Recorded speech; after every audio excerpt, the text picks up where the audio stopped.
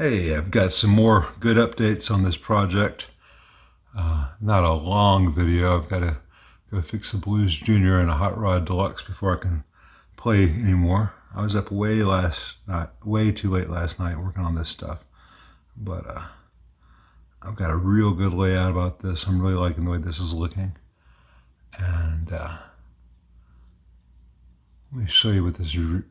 Playing with some different 15s there. It's not finalized, but it's really close. But let me show you what this is looking like at a 1-to-1. Granted, this is 1-to-1 that you're watching on a video, but this is the actual size of things. So this is the size it will be. And I've got the anodized aluminum emulated, and I've got a cutout. In this case, it'd be the combo cabinet cutout. You can see that there. And this first one that you're seeing here is the Pentode top boost version. I'm not sure if it's going to be called T-Boost. I need to check, make sure that Vox doesn't have that trademarked or anything. But the modern vintage 15. Unless something different occurs to me, that's kind of the name of the amp. You get the modern vintage 15.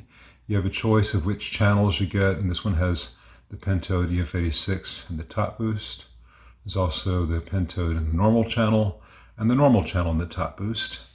You have a choice of variable voltage and master volume. We'll get into that.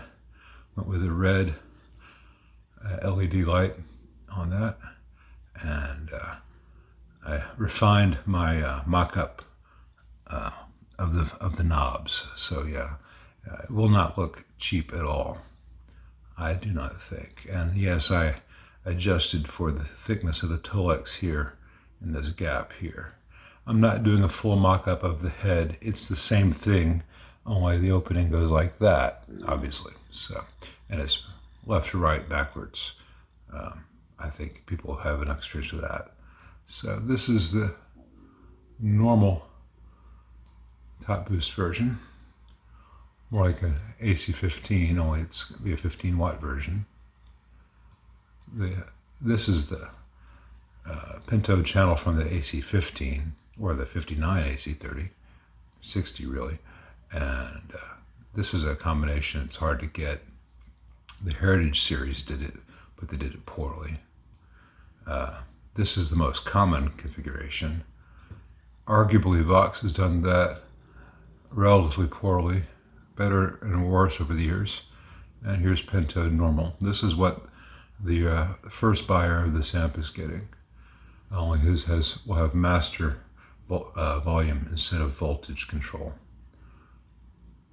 And as I explained to him last night, the master volume that I'm using, it's the same one that I've installed in other amps you've seen on here, including that Fender Concert 2 and on the what's it called? Dr. Z Maz 18 the other day. And essentially when it's on 10, it's out of the circuit. It replaces the two bias leak or grid leak resistors in the phase inverter 220K in this case, with a dual gang 250K pot, and I use a resistor both to give some better protection in case the pot were to fail. It still have a grid reference, but also to set the taper from 250K, not the taper, the value, from 250K to 220K. So the master volume circuit that's going in this amp, when it's on 10, is not in the circuit, it's just not there. And I think it'd be useful. He didn't think he wanted a master volume. When it's on 10, he doesn't have a master volume, but I guarantee there will be situations where he'll be surprised how loud that 15-watt amp is. And that master volume will allow him to not lose a gig, which is important. So I'm really pretty knocked out by how this is going to look.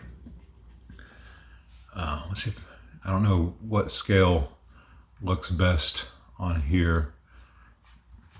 Can't see everything if it's at 100%. Let's try 90%. Man, it's going to be a long wait to get all the parts for this. I've still got to order. I mean, I've got the chassis and the transformers And the board might be here today. Another reason for me to finish that Blues Junior and that hot rod, along with the board for that Marshall the other day. So hopefully I'll have some cool things this weekend to show as I go.